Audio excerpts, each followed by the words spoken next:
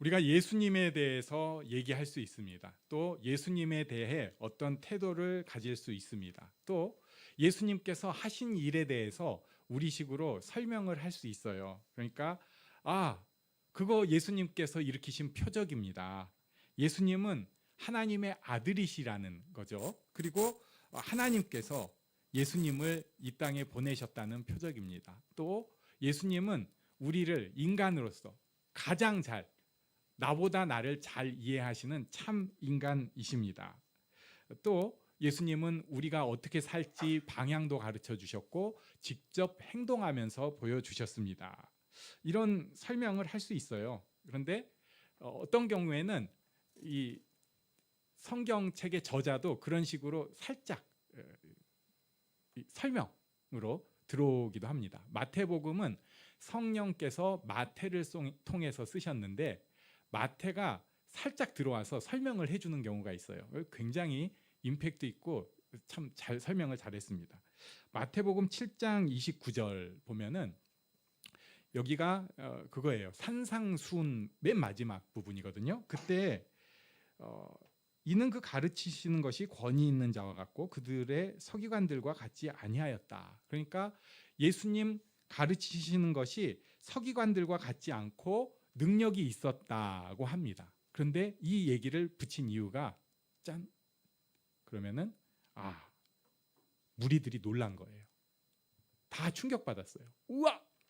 이 사건에 놀랐는데 그것에 대해서 마태가 왜 놀랐는지 알아? 서기관들이랑 다르잖아.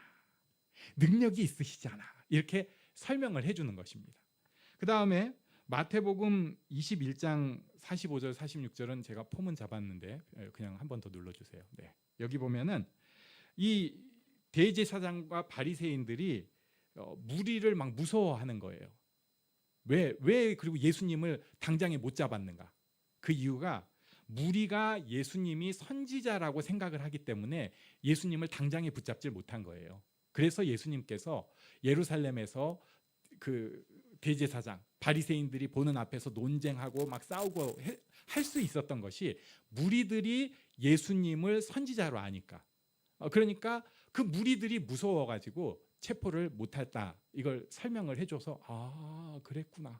무리들이 그때 그런 분위기였구나.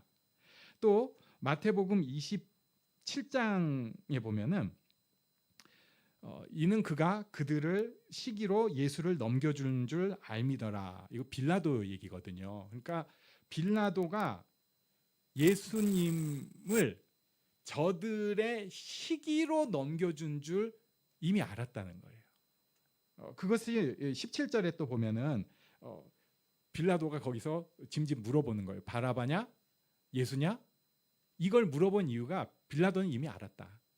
예수란 인물이 진짜 죄가 있는 게 아니라 시기 때문에 이렇게 잡힌 거를 알고 그들을 어떻게 보면은 떠보는 거예요.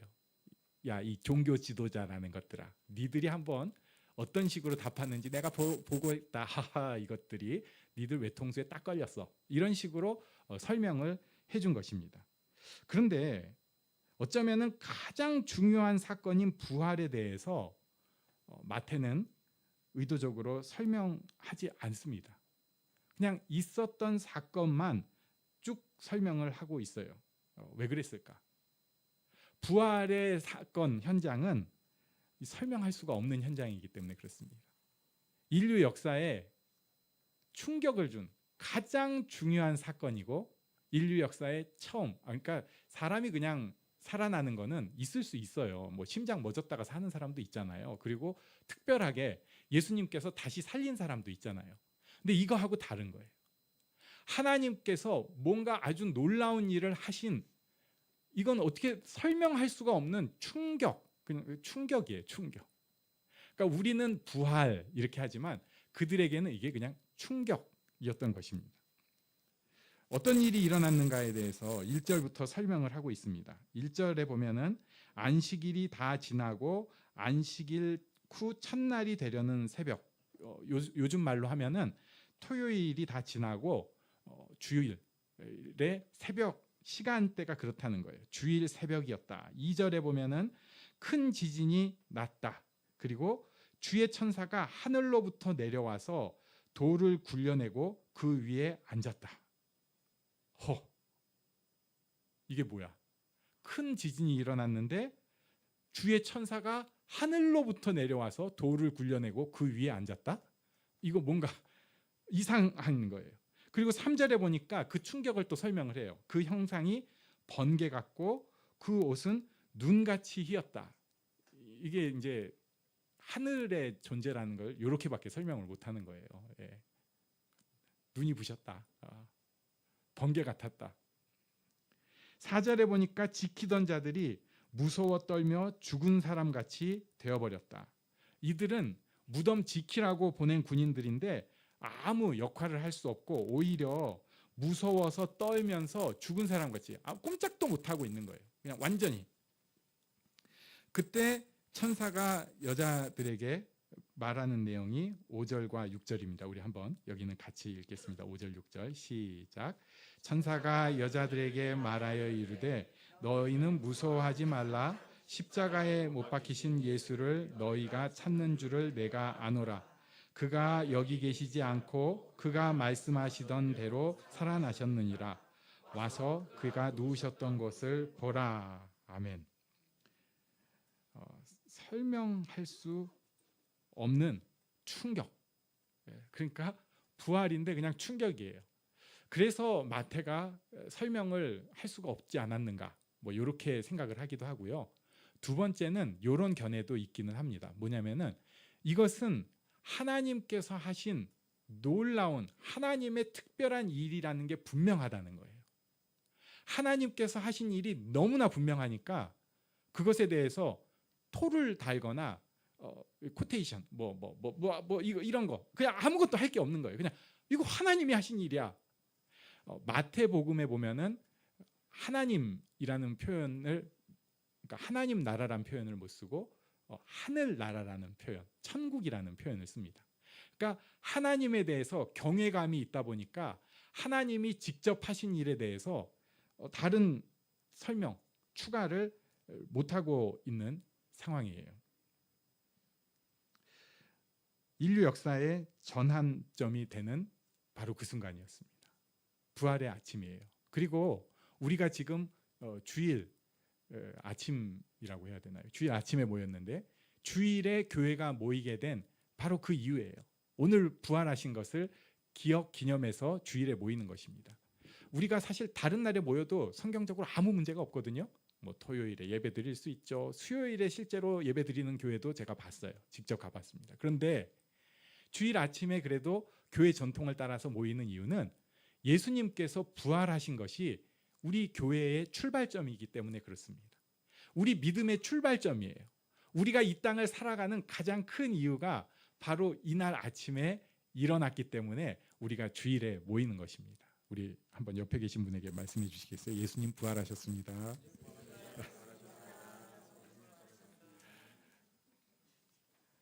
이것을 이제 사도행전에 가니까, 그러니까 이 사건 지나고 오순절 때잖아요. 오순절이면은 5순 곱하기 10입니다.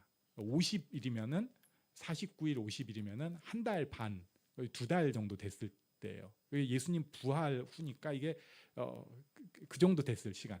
그때 사도 베드로가 설교를 하면서 비로소 뭐라고 설명을 할 수 있게 돼요. 사도행전 2장 24절에 보면은 하나님께서 그를 사망의 고통에서 풀어 살리셨다. 하나님께서 하신 일이라고 얘기합니다. 또 32절에 보면은 이 예수를 하나님이 살리신지라 우리가 다 이 일의 증인이로다, 이렇게 말씀을 하고 있어요. 하나님께서 하셨다. 하나님께서 하신 일이고 우리는 증인이다. 그러니까 이 부활에 대해서 가장 큰 설명, 하나님이 하신 일이다. 2장 36절에 보면은 두 번째 이유가 나와요. 한번 2장 36절은 같이 읽어볼까요? 시작. 그런즉 이스라엘 온 집은 확실히 알지니 너희가 십자가에 못 박힌 이 예수를 하나님이 주와 그리스도가 되게 하셨느니라 하니라. 아멘. 하나님이 예수님을 주님 되게 하셨다. 하나님이 예수님의 사역을 인정하셨다. 하나님이 예수님을 그리스도, 구약에 약속된 메시아로 확인해 주셨다. 이렇게 볼 수 있는 거예요. 그러니까 하나님께서 예수님에 대해서 인정, 확인, 도장 찍은 사건이 바로 부활이라는 것입니다. 그 전에도 하나님께서는 예수님에 대해서 어떤 애정 표현, 확인 설명을 해주셨어요. 제일 첫 번째가 우리가 잘 아는 세례 받으실 때 마태복음 3장 17절에 보면 하늘로부터 소리가 있어 말씀하시되 이는 내 사랑하는 아들이요 내 기뻐하는 자라. 하나님께서 이렇게 해주셨잖아요. 말씀해 주셨잖아요. 그리고 나서는 마태복음 17장에 보면 변화산에서 변화된 모습으로 모세하고 엘리야하고 같이 있을 때 그때 하나님께서 구름 속에서 소리로 말씀을 하세요. 이는 내 사랑하는 아들이요 내 기뻐하는 자니 너희는 그의 말을 들으라. 내 사랑하는 자, 내 기뻐하는 자, 너희는 그의 말을 들으라. 그런데 이런 설명에 대해서 완전히 최종적으로 확인, 도장 찍는 것, 이것이 부활이라는 것입니다. 예수님께서 부활하심으로 하나님께서 예수님의 사역이 옳다고 딱 그 말씀하신 말씀이 옳다고 인정을 해주신 것입니다. 그래서 예수님의 말씀을 들으라 하고 지금까지 가르친 그 예수님의 말씀이 진리라는 것을 확인해 주신 것이 부활의 사건이에요. 그래서 우리는 예수님 부활 때 기억을 할 게 있습니다. 예수님 말씀을 들어야 됩니다. 사실은 좀 못 듣겠는 말씀이 있어요. 오름땀 치면서 모욕하는 사람을 왼밤도 때리라고. 이거 이제 하도 설교한 지가 오래돼가지고 그때 굉장히 열심히 기도하면서 나도 할 수 있어, 나도 할 수 있어 했는데 몇 주 만에 난 할 수 없어 이렇게 됐어요. 이게 모욕을 주는 사람한테 입밤도 돌려대라고? 마음속에 미움이 있잖아요. 우리가 당연히 있죠. 내 주변에 있는 사람한테 미움, 섭섭함이 있죠. 그리고 또 앞에 서 있는 사람들한테 대해서 꼴보기 싫은 감정이 있잖아요. 그런데 그런 마음이 있으면은 하나님께 용서를 구하라는 거예요. 그리고 기도하다가 그런 마음이 딱 떠오르면 하나님 앞에 그거 놓고 기도 먼저 하고 그리고 필요하면 바로 찾아가서 화해를 하라는 거예요. 야, 어렵습니다. 기도하다 말고 갑자기 벌떡 일어나가지고 뒤에 가서 여보 미안해 이렇게 하라는 건데 아직까지 해본 적이 없습니다. 오리를 끌고 가는 거예요. 이거 로마 군인이 법적으로 할 수 있는 겁니다. 길 가다가 너 좀 튼튼해 보여. 이리 와. 이거 들어. 그래가지고 오리를 끌고 가는데 제가 심리도 갈게요. 굉장히 우리는 내 거가 이렇게 침에다 가지고 이렇게 하고 있는데 여유 가져. 넌 하나님의 백성이잖아. 넌 더 베풀 수도 있는 사람인데 뭐 오리 간 것 가지고 그렇게 심리도 가져라. 이게 될까? 남의 눈에 티끌이 막 걸리는 거예요. 우리 그럴 때 있잖아요. 한번 눈에 꽂히면 계속 신경 쓰입니다.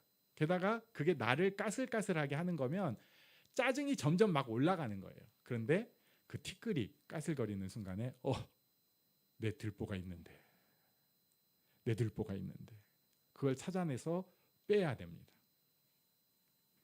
저 티끌 때문에 마음 상하는 게 내 눈에 들보 보라는 말씀인데 그리고 구하고 찾고 두드려야 합니다. 인간의 본성은 조금 할 수 있으면 제가 할게요.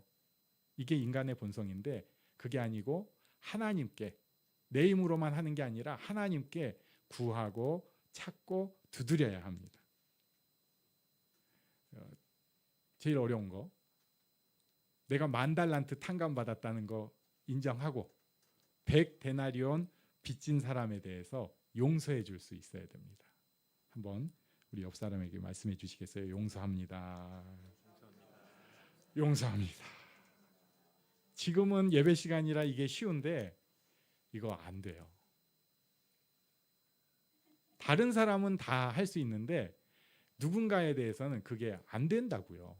이미 내 마음이 분노와 슬픔으로 잠식이 돼가지고 그게 불가능한 일인데 예수님이 그렇게 말씀하셨으니까 그렇게 하려고 하는 거예요. 신앙생활하면서 오랫동안 씨름하고 이렇게 아예 그건 못해 안 해 진짜 더 힘들어. 내가 그것만 아니면 신앙생활 훨씬 잘하지. 진짜 왜 나를 힘들게 해? 그게 아니고요. 예수님 말씀이시니까 그 말씀 속의 뜻을 찾고 순종하려고 하는 것입니다. 왜? 예수님께서 부활하셨으니까. 하나님께서 예수님 말씀 옳다고 인정해 주셨으니까. 베드로가 이렇게 나중에서야 좀 설명을 했어요. 그리고 사도 바울이 이 예수님의 부활에 대해서 설명을 합니다. 어떤 분들은 사도 바울 서신서 전체가 부활에 대한 해설이다라고 설명을 하기도 해요. 또 그렇게 보면 그렇게 보여요. 진짜 전부 다 부활 얘기예요. 전부.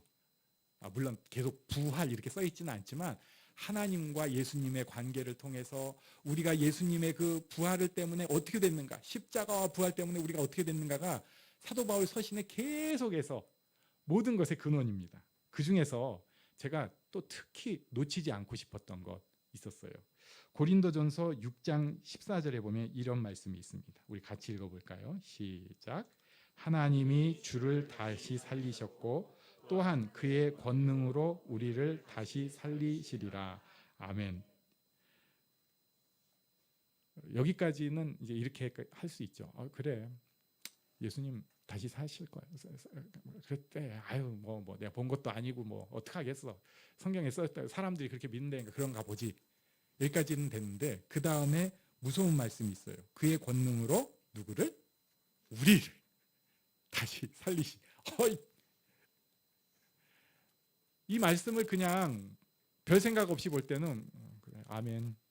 좋은 말씀이야. 우리도 다시 살아난대요 라고 했는데 이게 너무 무서운 말씀인 거예요. 진짜? 내가? 그거 그게 되겠어요 그게? 고린도전서 15장 20절에 너무나 귀한 말씀이 있습니다. 우리 한번 여기도 읽습니다. 시작. 그러나 이제 그리스도께서 죽은 자 가운데서 다시 살아나사 잠자는 자들의 첫 열매가 되셨도다. 아멘. 예수님 첫 열매고요. 우리는 후속 열매입니다. 우리 다시 살아납니다. 그냥 그것에 대해서 우리가 생각을 안 하면 모르겠는데 성경에 쓰여진 걸 보니까 마음에 막 부담이 되죠.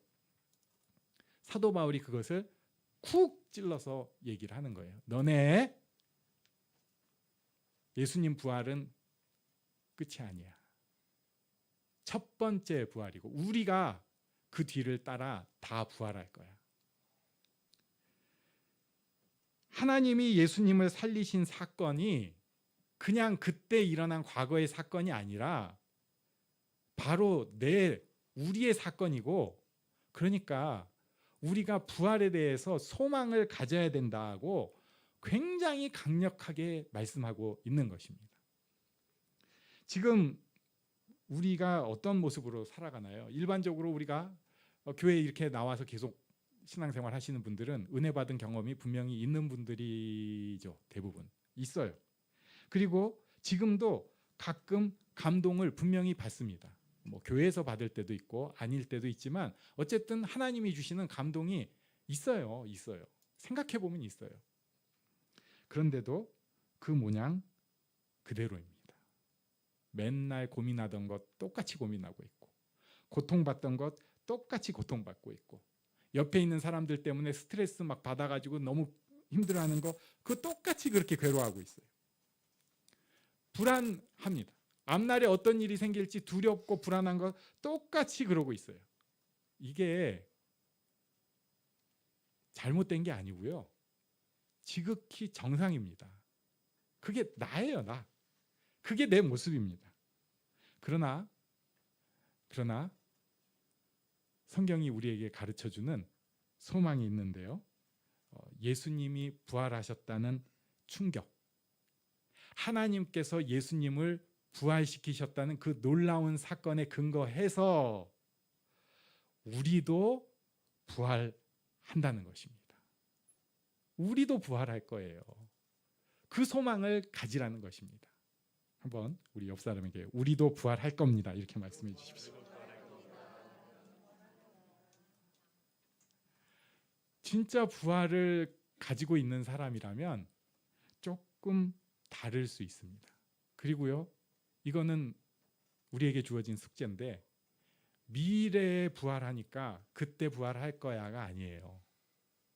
그 부활의 능력이 지금 우리가 맛보고 누려야 진짜입니다. 여기서 그냥 살다가 그냥 죽어가지고 나중에 부활하는 거예요. 이것은 거짓말이에요. 진짜 부활을 믿지 못하니까 나중으로 던져놓고 지금은 전혀 체험도 없고 생각도 없고 내 삶에서 부활은 관계가 없다고 그냥 던져버리고 싶은 것입니다. 지금은 실험하기 싫으니까. 그런데 놀라운 것은 우리가 사실 예수님에 대해서 이렇게 따르려고 하고 고통스럽잖아요. 짜증나잖아요. 힘들잖아요. 그런데 그 일 가운데 내게 부활의 능력이 작동을 한다는 것입니다. 하나님께서 인정해 주시는 놀라운 능력이 작동을 한다는 거예요. 어떤 사람에게는 이게 순간적인 충격으로 올 때도 있어요. 많은 사람들은 작게 하지만 내가 생명으로 바뀌어가는 그 부활의 능력이 나를 변화시킵니다. 예수 그리스도를 따라서 점점 성장해 가는 것입니다. 하나님께서 하시는 일이에요.